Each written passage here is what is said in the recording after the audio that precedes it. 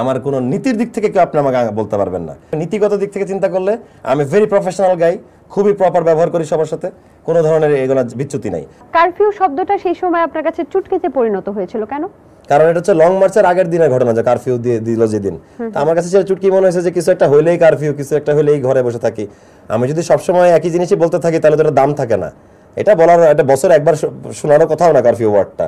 কিন্তু তারা তো তখন মানে 7 দিন কারফিউ, মন চাইলে আরো 3 দিন, আবার 4 দিন, মানে উকি দেওয়ার মতো, উকি দিতে মন যাচ্ছে, দেয়াল থেকে উকি দিতেছে। আমার কাছে এটা চুটকি মনে হয়েছে।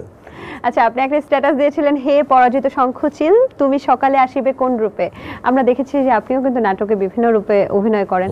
আসলে কারা বারবার বিভিন্ন রূপে ফিরে আসে? এই যে আফসোস পার্টি, এদের হচ্ছে আফসোস লীগের, এরা একবার আনসার হয়ে আসে, একবার অন্যান্য মানে কাজের বসেনি হয়ে আসবে, একবার মানে এক এক শ্রেণী হইতে আসতেছে আর কি।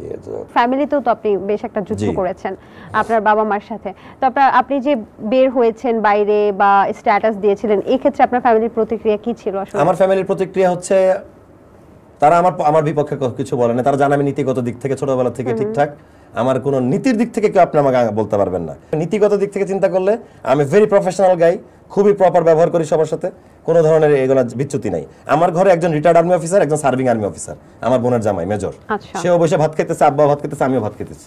আমরা তো আলাপ করি, আমি তো আমার প্রতিবাদী ব্যাপারটা বলছি।